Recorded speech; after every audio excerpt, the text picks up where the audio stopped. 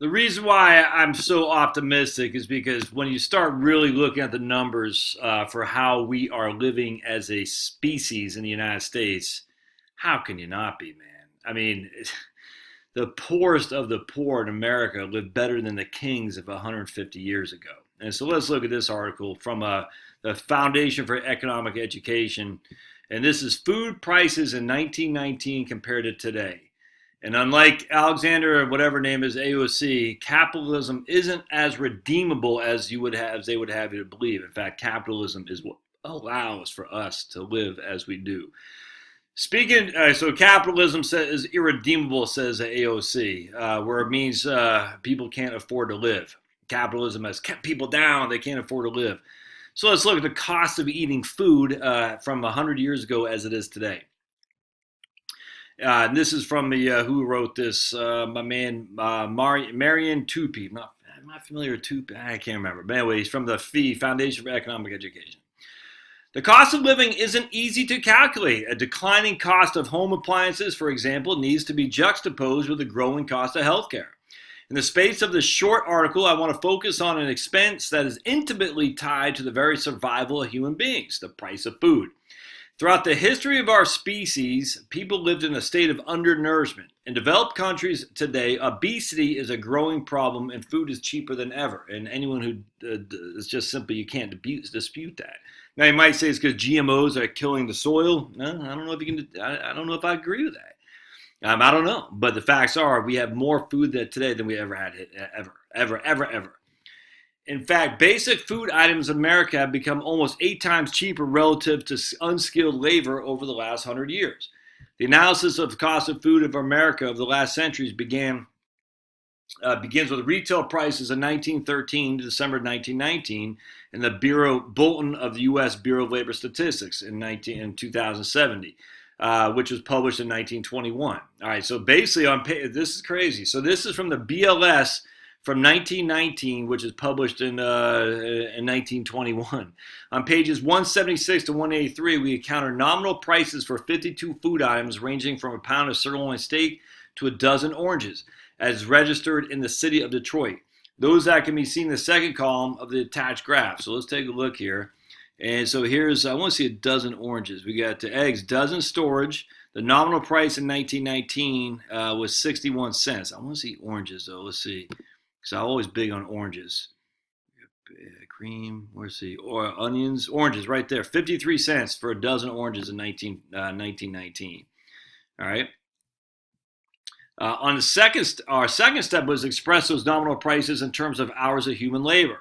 So let's take a look here. So for the dozen oranges, it took 2.2 hours of nominal labor at a wage rate of 25 cents an hour. All right, so it took you to afford a dozen oranges, you had to work 2.12 hours. Together with Gail Pooley and Associate Press, but we took the University of Hawaii, we took the index of hourly wages of unskilled workers, i.e. workers at the bottom of the income ladder between 1774 and 2016, and then we re-indexed it to 1919. That gave us a nominal wage rate of unskilled laborers amounting to 25 cents an hour in 1919.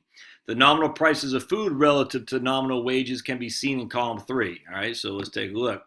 All right, so nominal price. So if we nominal U.S. dollar, there you go. So nominal dollar stay.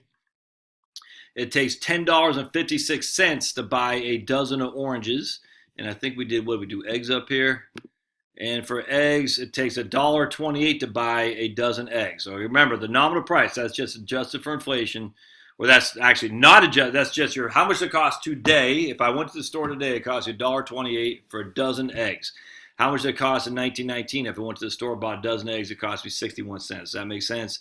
In 1919, it cost me to get a dozen of oranges, cost me 53 cents to get it in 1919 to go to the store and get a dozen oranges. Today, it cost me $10.56. I hope that makes sense. All right, so our third step was find the nominal prices. We did that. These findings can be seen in column 4. Our third step was to find the nominal prices of the same goods, including those on Walmart.com, which is where most unskilled laborers shop in 2019. And those findings can be found in column 4, which I think we just did, right? Yeah, we did. All right, so that's from Walmart. What are you paying for that at Walmart? As such, nominal prices of food relative to nominal wages can be seen in column 5. Nominal prices of food relative to nominal wages. So here we have a wage rate of $12.70 an hour for an unskilled laborer. It took him less than an hour to be able to work to buy a dozen oranges, whereas before it took 2 hours and 12 minutes. To buy a dozen eggs, before it took, a dozen eggs, it took almost 2.5 hours to buy a dozen eggs. Now it takes 1/10 of an hour to get the labor to buy a dozen eggs. I mean, so it took you 2.5 hours of labor to buy a dozen eggs. Now it takes you 1/10 of an hour of labor to buy a dozen eggs. And what does AOC says? Capitalism is irredeemable, is that most people can't afford to live. I'm sick of these people that's saying that stuff. It drives me insane. You have to be rich to think like that.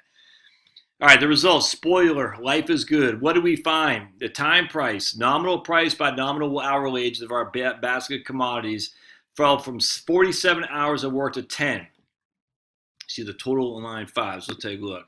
So here's a dozen oranges. It takes 60% less time to work to get that dozen eggs, a dozen of oranges as I did before. But yet most people can't afford to live. The unweighted average time price fell by 79%.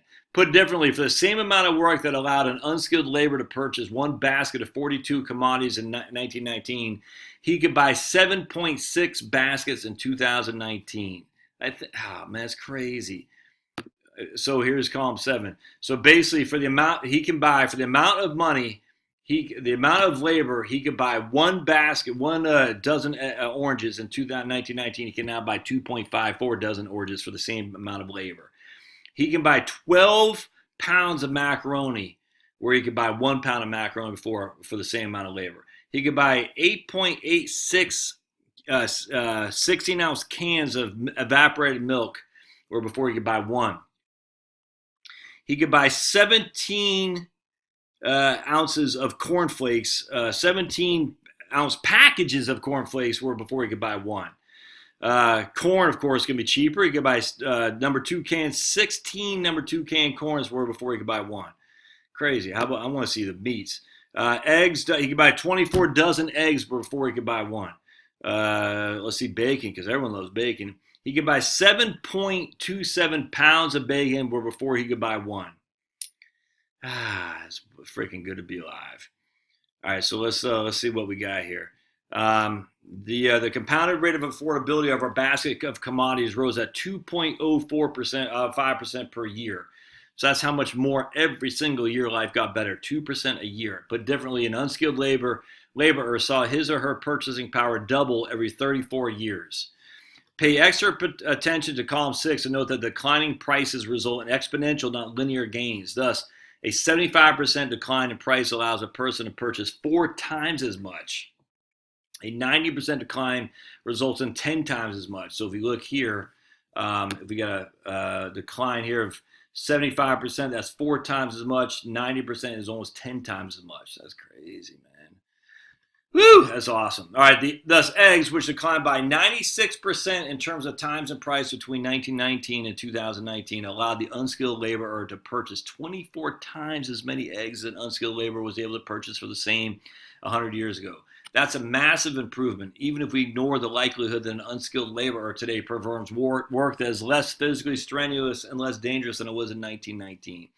Far from being irredeemable, therefore, a market that's allowed to function relatively freely and competitively has delivered and can continue to deliver enormous benefits to all people, especially those at the bottom of the ladder.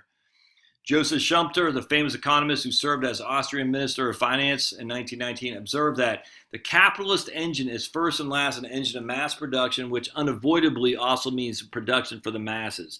It is a cheap cloth, the cheap cotton, the rayon fabric, the boots, motor cars, and so on that are a typical achievement of capitalist production, and not as a rule improvements that would mean much to the rich man.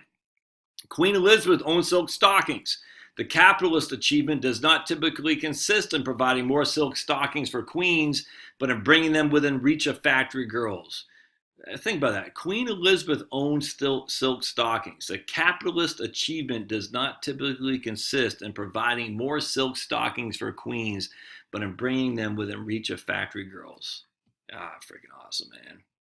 I love it. I love it. I love it. So here's Marion Tupy. Is the editor of humanprogress.org. So I thought that's fantastic. We got a lot to be happy for, my friends. A lot to be happy for. Count your blessings, because it's not like this worldwide. It's not, unfortunately. Venezuela is the exact opposite. The capitalist experiment versus a socialism dogma. And yet AOC and these go to socialism. Sad, because they want power. No other way around that. Freedom, man, it rules every time.